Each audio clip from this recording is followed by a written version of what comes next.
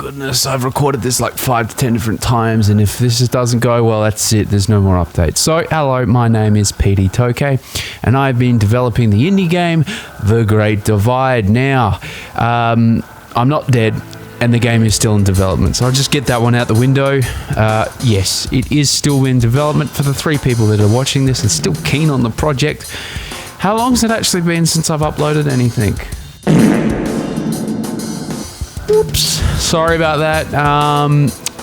To get the cat out of the bag, I basically started from scratch. I didn't delete it, but I basically just zip, good, and brand new project. Now, the reason for that is the game initially was initially there've been many different versions of this game. We've had a side scroller, we've had a point and click, we've had a 3D action Last of Us, Resident Evil 4-ish action game, generic third person over the shooter.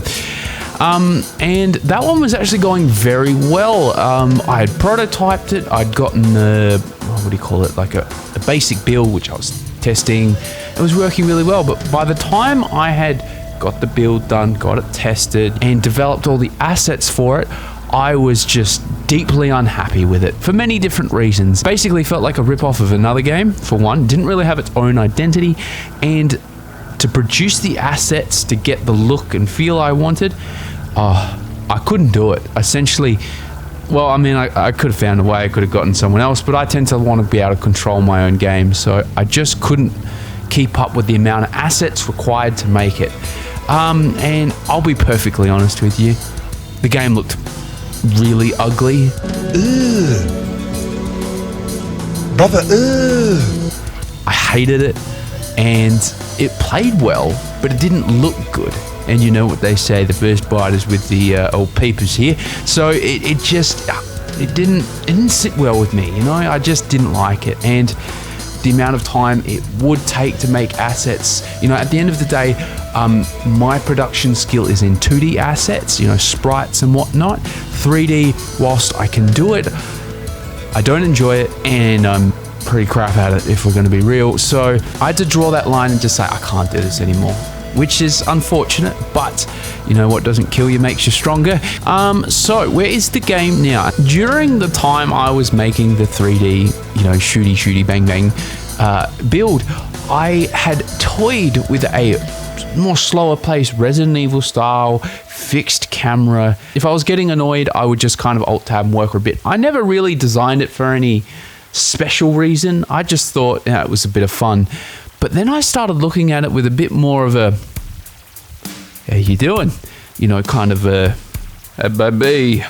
I got rid of the other project, and then I started focusing on this one. I kind of hit a point where I was like, this is the game I want to build. It got complete enough that I was just like, yep, I'm happy with that. So when I last posted gameplay footages to now is basically just me building the game. And I didn't want to build a proof of concept and then say, so everyone, look at the game I've made. No, I wanted to bake it so it was a lot more, polished isn't the word, but a lot more secure.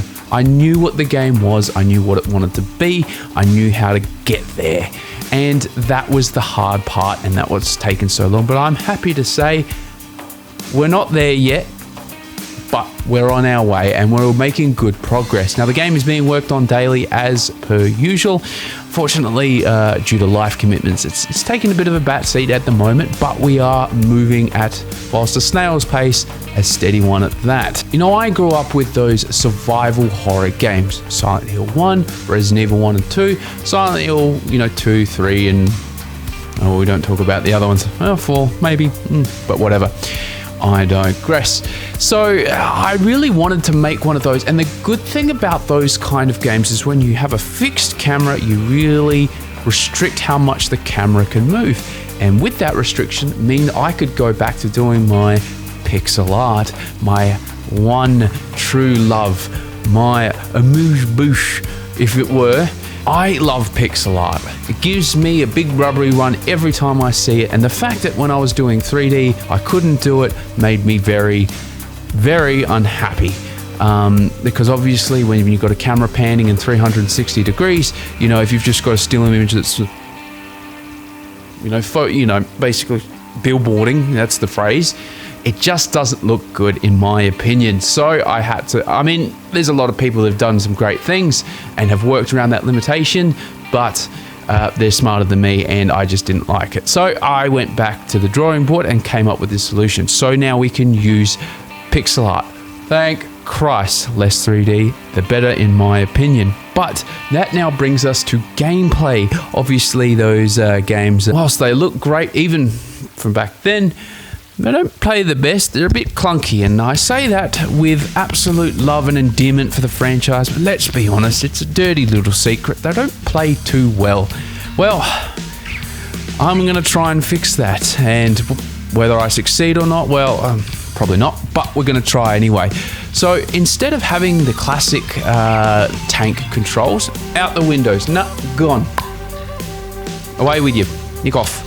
And in, we have direct style movement that is based off the camera position. Now, the big reason you would have used tank controls is if the camera switched, the character would have kept going in the direction. Now, thankfully, we've devised a system that when the camera changes, the movement doesn't change until the input is released. So you can run from all the way through the scenes with different camera perspectives and choose a pretty good. So that's that problem number one solved. So that now brings us to problem number two. How does the character aim? Obviously with tank controls, you rotate the character and fire based on that rotation and it just raycasts. Now that probably worked back then for when your character's very slow moving, but I still wanted to maintain that frantic style combat where you're moving, you're constantly interacting, shooting, all the good stuff. So we had to implement a system that would allow for those kind of movements. Now, what we designed is the character now aims in 3D. Where your cursor is on the screen, it projects into the 3D space and your character rotates towards that and fires there. So you have very direct style combat feedback. Your character will automatically look at the object based on where your cursor is. Now, I'm not going to take credit for this one. I'm pretty sure the Blade Runner point and click did this, but I think it was a underutilized mechanic and I fell in love with it, so here it is now.